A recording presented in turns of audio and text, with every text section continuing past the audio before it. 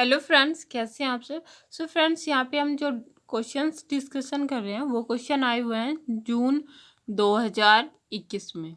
Okay, और ये exam हुआ था आपका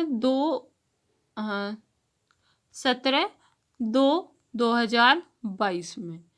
ओके, तो यहाँ पे आप देख पाएंगे ये पार्ट बी के क्वेश्चन है। और यहाँ पे सबसे पहले जो क्वेश्चन दिया हुआ है वो उसकी क्वेश्चन आइड है 178, और इसमें कहा है कि if DLR2 is knocked out from human monocyte and derived macrophages PAMP recognition, by which one of the following TLRs will most probably get affected. तो कौन सा अफेक्टेड होगा? तो answer is TLR6। Okay, TLR6 होगा, और ये immunology से question आया हुआ था। नेक्स्ट यहाँ पे जो क्वेश्चन आईडी है 184, और इसमें ये क्वेश्चन आईडी है, और यहाँ पे ये बताया गया था कि movement of epithelial sheets spreading as a unit to enclose deeper layer. Okay, तो क्या कर रही है कि enclose deeper layer of the embryo is termed as. और यहाँ पे आंसर हो जाएगा आपका एपिबोली।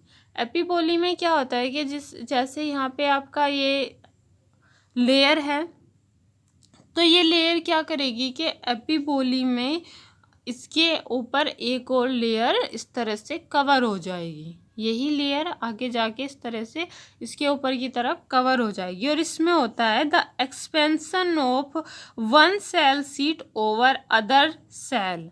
ठीक है, तो यहाँ पे क्या हो रहा है? एक्सपेंशन हो रहा है, expansion of one cell sheet. जो ये वन सेल सीट है अंदर वाली, वो जो है ओवर कर रही है अदर सेल।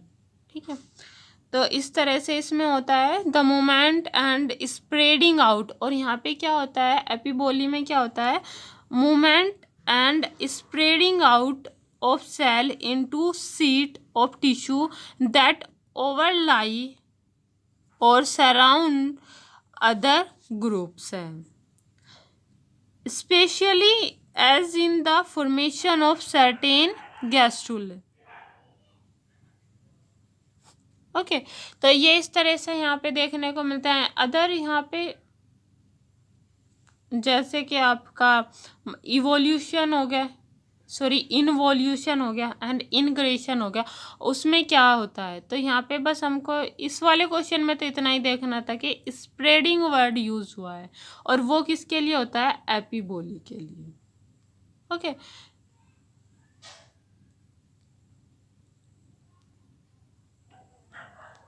यहाँ पे ये देख सकते हैं एपिबोली में किस तरह से ये अंदर वाली लेयर इसके ऊपर बाहर वाली लेयर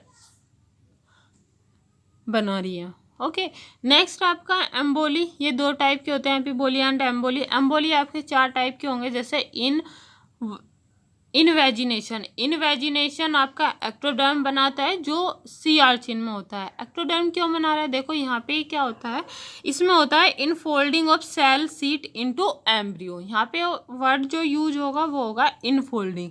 तो ये इस तरह से आपकी सेल एक लेयर थी, और वो क्या कर दिया, अंदर की तरफ इस तरह से इनफोल्ड हो गई। तो इसलिए यहाँ पे इनफोल्ड होने की वजह से ये अब क्या बनाएगी? एंडोडर्म बनाएगी। ठीक है, जैसे सी आर्चिन में हम देखते हैं। तो इनवेजिनेशन में आपका क्या हो रहा है? Epithelial sheets bend inward. Okay, epithelial sheet किसमें इनवर्ड बैंड हो रही है to form and in pocketing.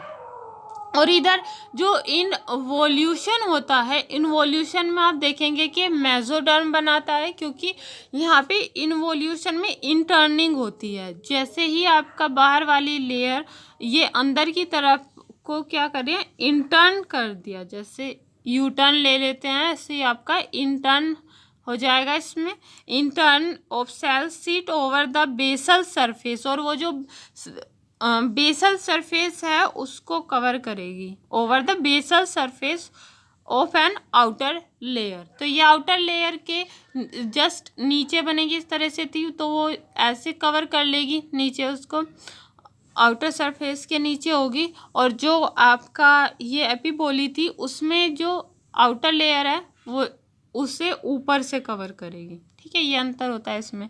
बाकी नेक्स्ट आपका जो है वो है इनग्रेशन। इनग्रेशन और माइग्रेशन एक जैसा साउंड करते हैं, तो आप यहाँ से याद रख सकते हैं इनग्रेशन माइग्रेशन। ठीक है, तो यहाँ पे जैसे आपका माइग्रेशन हो रहा है, इनग्रेशन में क्या होता है, इनग्रेशन में आपका माइग्रेशन होता है। जो बाहर वाली लेयर होती है उसी में से कुछ सेल्स अंदर की तरफ माइग्रेट कर जाती हैं। ठीक है, तो यहाँ पे क्या हो रहा है, माइग्रेशन।